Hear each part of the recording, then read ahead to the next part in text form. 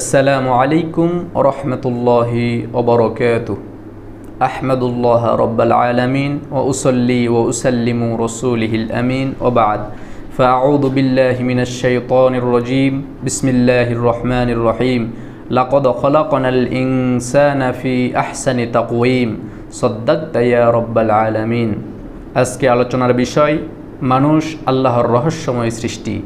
আলোচনা করছি আমি মোহাম্মদ সিয়াম মুনাওয়ার। মানুষ আল্লাহ তাআলার রহস্যময় সৃষ্টি। আসলেই মানুষ আল্লাহ রব্বুল আলামিনের এক রহস্যময় সৃষ্টির নাম। কারণ আল্লাহ তাআলা যার কথা কোরআন আল কারীমের অসংখ্য জায়গায় তিনি জানিয়ে দিয়েছেন যে মানুষকে আল্লাহ রহস্যময়ভাবে সৃষ্টি করেছেন। আল্লাহ রব্বুল আলামিন কোরআন আল কারীম সূরা আম্বিয়া কোরআনের 21 নম্বর সূরার 30 নম্বর আয়াতে আল্লাহ বলছেন, ওয়া জাআলনা মিনাল মাই কুল্লা শাইইন হাই। আল্লাহ বলছেন আমি সকল প্রাণীকে আমি পানি থেকে সৃষ্টি করেছি। সুবহানাল্লাহ। যেহেতু আল্লাহ সকল প্রাণীকে পানি থেকে সৃষ্টি করেছেন আর সকল প্রাণীর মধ্যে মানুষও অন্যতম একটি প্রাণী, এজন্য আমরা বলতে পারি মানব সৃষ্টির প্রথম রহস্য, মানুষ সৃষ্টির প্রথম রহস্য হচ্ছে আল্লাহ তাআলা মানুষকে পানি থেকে সৃষ্টি করেছেন।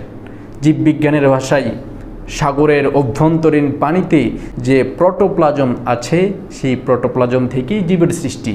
আবার আমাদের দেহে যে কোষ রয়েছে এই কোষগুলোর মূল উপাদান হচ্ছে পানি। সুতরাং মানুষ সৃষ্টির প্রথম রহস্য হচ্ছে আল্লাহ তাআলা কোরআনে জানিয়ে দিচ্ছেন যে মানুষকে আমি পানি থেকে সৃষ্টি করেছি। এরপরে আল্লাহ রব্বুল আলামিন আমাদের আদি পিতা আদম আলাইহিস সালামকে তিনি নিজ হাতে তৈরি করেছেন। আল্লাহ তাআলা বলছেন সূরা সেজদা কোরআন আল কারীমের 32 নম্বর সূরার 7 নম্বর আয়াতে আল্লাহ জানিয়ে দিচ্ছেন, ওয়াবাদা খালকাল ইনসানি মিন তিন। আল্লাহ তাআলা বলছেন আমি মানুষকে কাদামাটি থেকে সৃষ্টি করেছি। তাহলে মানুষ সৃষ্টির 2 নম্বর রহস্য হচ্ছে মানুষকে আল্লাহ কাদামাটি থেকে সৃষ্টি করেছেন। 3 নম্বরে আল্লাহ রব্বুল আলামিন বলছেন সূরা আর রহমান কোরআন আল কারীমের 55 নম্বর সূরা এর 14 নম্বর আয়াতে আল্লাহ বলছেন, খলাকাল ইনসানা মিন সালসালিন কাল ফাখর। আমি মানুষকে সৃষ্টি করেছি পোড়ামাটি থেকে, শুষ্ক মাটি থেকে। সুবহানাল্লাহ। তাহলে মানুষ সৃষ্টির তৃতীয় রহস্য হলো মানুষকে আল্লাহ রব্বুল আলামিন সৃষ্টি করেছেন পোড়ামাটি থেকে। শুধু তাই নয়, মানব সৃষ্টির রহস্য আল্লাহ আরও জানিয়ে দিয়েছেন। আল্লাহ রব্বুল আলামিন বলছেন, আলাম নাজআল লাহু আইনাইন। আল্লাহ সূরা বালাদ কোরআন আল কারীমের 90 নম্বর সূরা এর 8 নম্বর এবং 9 নম্বর আয়াতে জানিয়ে দিচ্ছেন, আলাম নাজআল লাহু আইনাইন। আল্লাহ বলছেন আমি মানুষকে সৃষ্টি করেছি 2টি চোখ দ্বারা, যেই চোখ দ্বারা মানুষ আমার নিয়ামতসমূহ দেখবে এবং পৃথিবীতে যত ক্যামেরা ভিডিও রেকর্ড করে সেই ক্যামেরাগুলোর লিমিট শেষ হয়ে যায়, মেমোরি ফুল হয়ে যায়।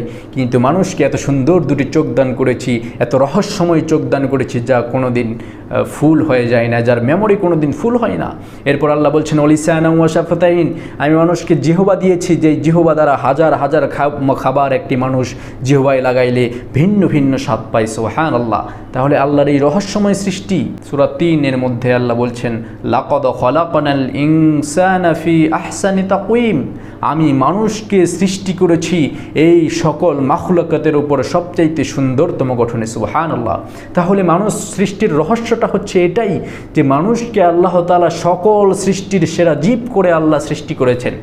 এটাই হচ্ছে মানুষ সৃষ্টির সবচাইতে বড় রহস্য। সুতরাং আল্লাহ রব্বুল আলামিন যে মানুষকে এত রহস্যময়ভাবে সৃষ্টি করেছেন, কি কারণে করেছেন আল্লাহ রব্বুল আলামিন সে কথাও জানিয়ে দিয়েছেন কোরআন আল কারীম সূরা জারিয়াত 51 নম্বর সূরা এর 56 নম্বর আয়াতে আল্লাহ বলছেন, ওমা খলাকাতুল জিন্না ওয়াল ইনসা ইল্লা লিয়াবুদুন।